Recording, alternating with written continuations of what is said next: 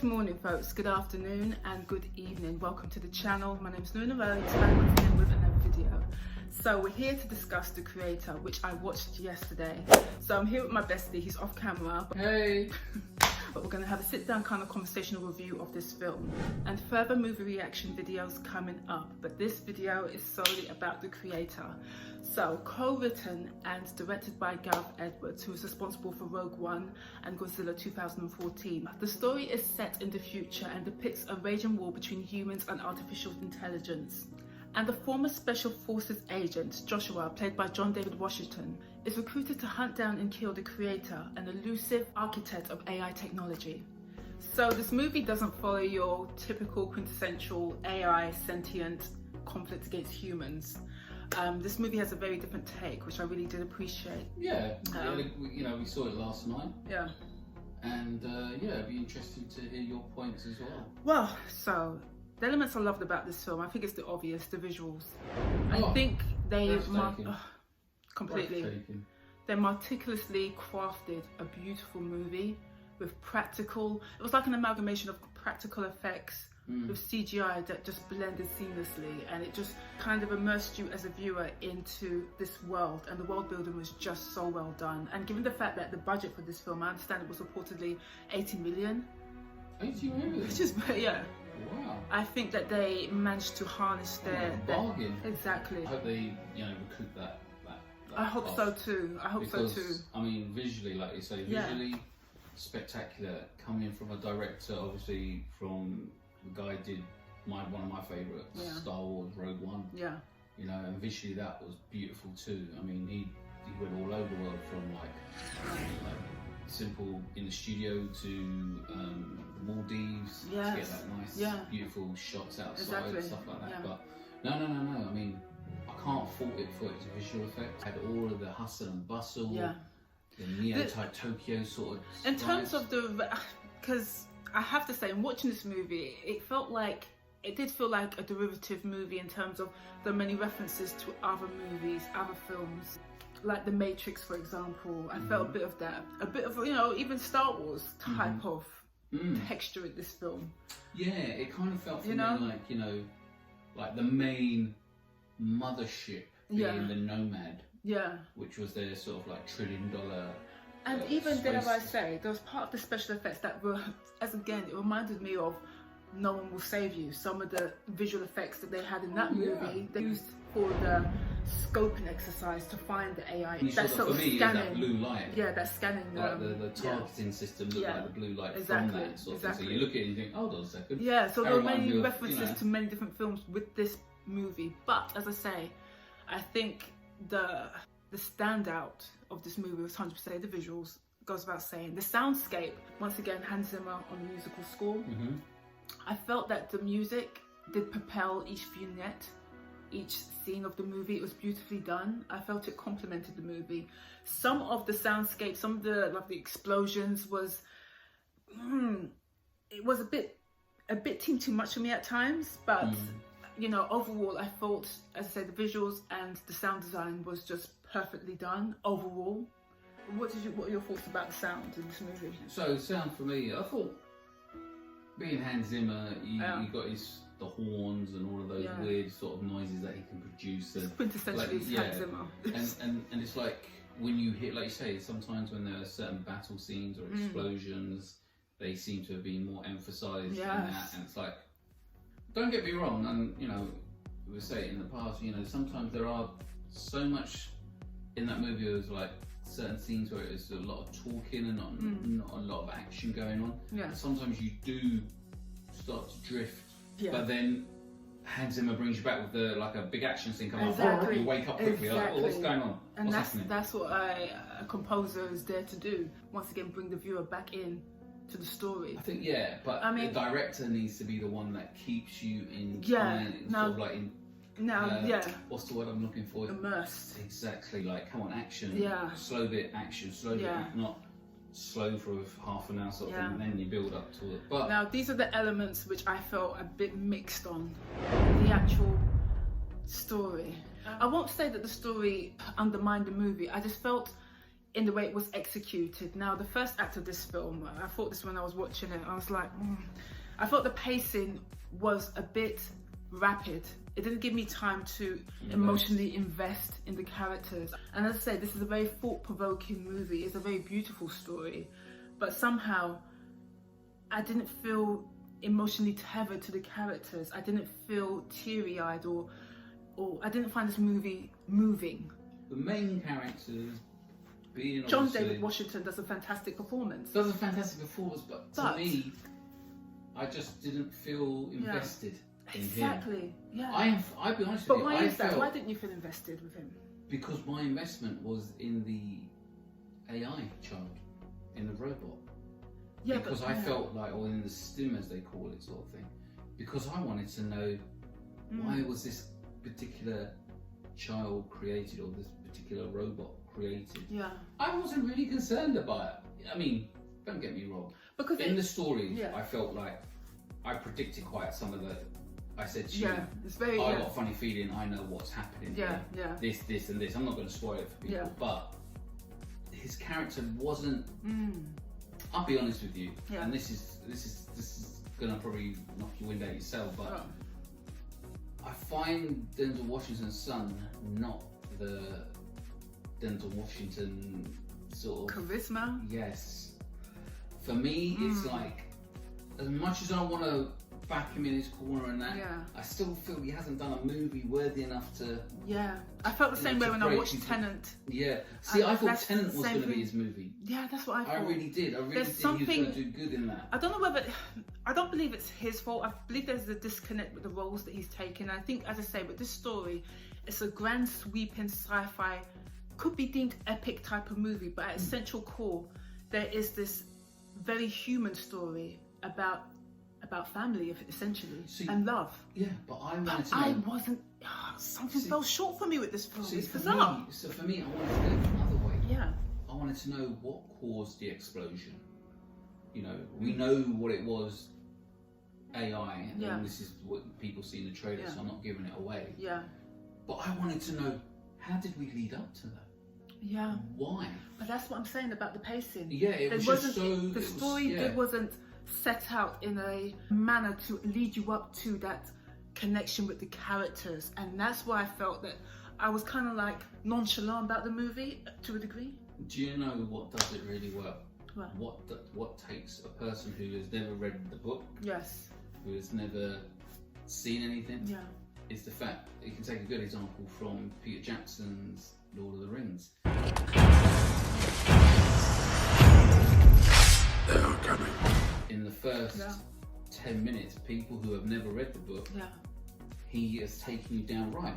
Okay, these are the characters, these are the people, this is their mission, this is what they've got to do. And straight away, you're sitting there, hooked. Yeah. You're invested straight away into this 100%. Character. And it's all supposed to be done in the first act of a film. Exactly. And I just felt with tell me the conflict, tell me the mission, and get me hooked from the start. But this movie, it was like, okay, too much is happening, too jumping. Too jumpy for me with regards to that, because I wanted to invest in his character. Yeah. I wanted to invest. And what about the rest of the world, though? Because don't forget, it's an argument between America and Asia. Yeah, because you have. What happened to Europe? What happened to the southern hemisphere? It's like we were treated to just two sides, two perspectives on AI, good versus evil. Yeah. We are not going to use artificial intelligence or robots because we can't trust. Yeah. It's like, okay, we're jumping around a bit, and so there was a lot of jumping. Yeah, and so that's why I wasn't, I don't know, invested into the story as I would have liked, because it has a great premise. It really does, and this is there's no adaptation that one could say that okay, they did a great adaptation or not. But you gave the example of Lord of the Rings. Right. Some people, your viewers might argue the case of, well, Lord of the Rings is a trilogy. Yeah. So you need to have the beginning, the middle, the end. Yeah. And you need to start straight away getting people invested. But how is it that a film that we watched recently, No One Will Save You? No One Will Save You. Yeah. On Disney Plus.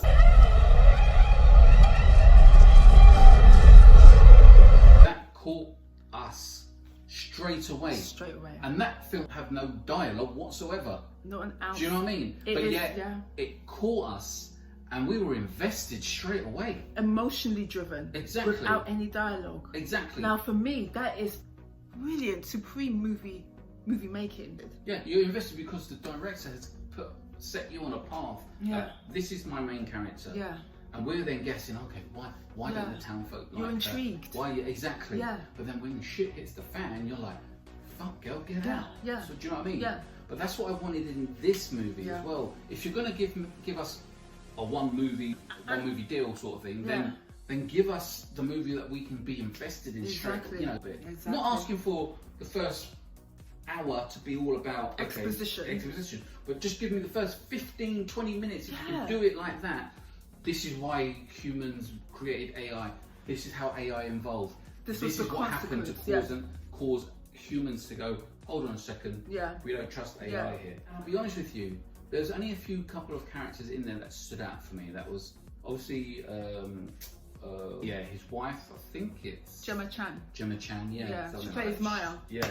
And basically also at the same time, the uncle, the famous, I think he's Japanese. So Ken Watanabe, I think. Watanabe, I think it is. So we butchered his translation of the name. No, but he's a great actor.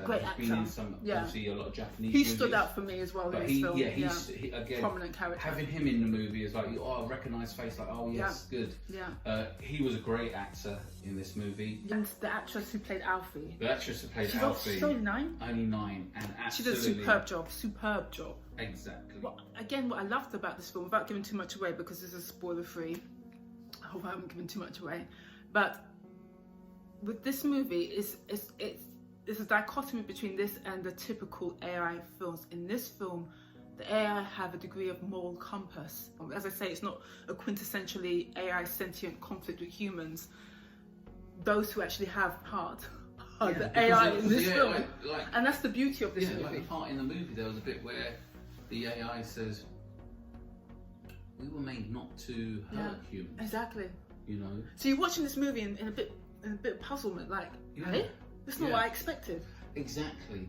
And that's the beauty, and I think that that's the beauty in terms of the story. But as I say, visually stunning, a visual feast, absolutely seamless, beautiful practical effects and CGI and special effects. All of that was just superb.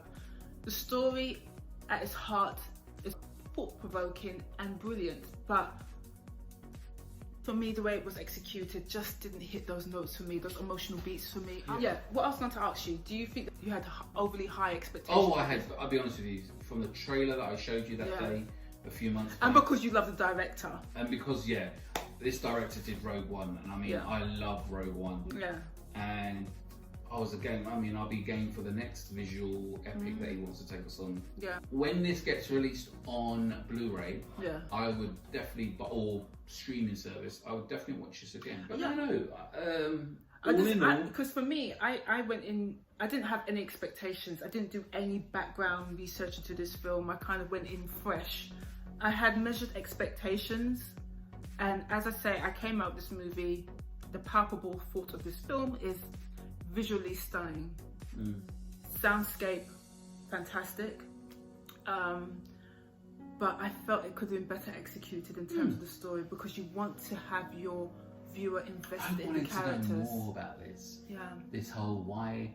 You know, why did it lead up to that point of an explosion that caused humans to then realise, okay, you want more background. What happened? What led up to that point? What led up to that point?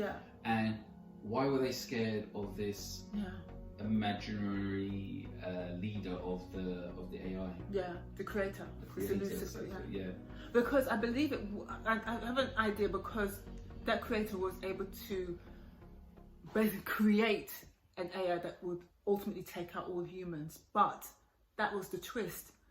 The AI in this movie had the moral compass, the beauty throughout this film. Exactly. That was the beauty. And I just felt that it could have been a bit more. You think it should have been like split the movie into two parts? I just felt like again, give us the story within of the first 15-20 minutes. so we are set up and for the the prologue. rest Give of, us a prologue so we understand, so you're invested. Yeah. I think that's what fell short for me with this film. Just again, like I said, I'll be honest with you, I left the cinema a little disappointed. Okay. Yeah. But I enjoyed it. I just felt like it could have been so much. It could have been. It had the foundations. Again, sometimes we feel like we get a good story, shit visuals. We get good visuals, shit story. Or you get a great movie and a really piss poor ending. And it's real. I don't want to talk about it. I don't want to talk about it. But that wasn't this film. But we get those scenarios. I mean, definitely. I mean, Heat is one of those movies. Everyone knows that Heat just had a terrible ending. Robert De Niro, Al Pacino. Sorry, great movie, terrible ending. This movie had a beautiful ending, but at the same time, I left the cinema a bit inscrutable because I wasn't emotionally invested. Those emotional beats didn't happen for me with this film. But all in all, I would recommend people watch it. Oh yeah. I hope it makes its money. These are our opinions. Yeah. These are our opinions. This should no way sway your viewers. Of course, no. I mean, so, these are tastes of how we felt. Yeah. You know, we like to think we're movie connoisseurs, and I think I am. Yeah, sort of thing. So you know, overall, if I had to give it out of 10, I'd probably give it a 6. A 6 out of 10. Yeah, if it was out of 5, maybe a 3. I think I'll meet you on that one. I think I'll match you on that one. I think I would give this movie a 6 out of 10. Yeah. Effort. In terms of the visuals. Yeah. That's what elevates this movie. Execution, in terms of the pacing and storytelling, fell short. And just a frustrating missed opportunity, and I hate when there's a missed opportunity when it could be so great. You know what I mean? Exactly. When you're rooting for something to be good, and it's like, especially for John David Washington. There's not a movie that he has done yet that, like I said, that was epic, and this could have been that epic film for him. Yeah, I have every faith that he will get a good script. Yeah. And will push him further to excel. Yeah. But I just think in this film, I think for me he was better in Tenet than he was in this. As I say, I agree. I give this movie a 6 out of 10. Guys, please comment below. Have you seen the creator? Do you agree with us? Epic in terms of visuals, but the storytelling, the pacing, a bit fell short for me. Yeah, let us know what you think. You know, did you go to the cinema or did you go to see it in the IMAX experience? Yeah, what was your experience? Yeah, exactly. Yeah. Let us know how you watched this movie. And I think I'm with you. Once it comes out on streaming or Blu-ray, I'll definitely sit down and give it another viewing. Or 4K. I certainly will give it another viewing. I certainly will encourage you guys to watch this film. It's an experience, that's for sure. But yeah, let us know in the comments what you think. Yeah, let us know what you think about this film. If you watched it, please comment below. And I shall be back with more first-time reaction videos. I've got a lot to watch, more on the list. And I'll just see you soon. Adios for now. Bye. Bye.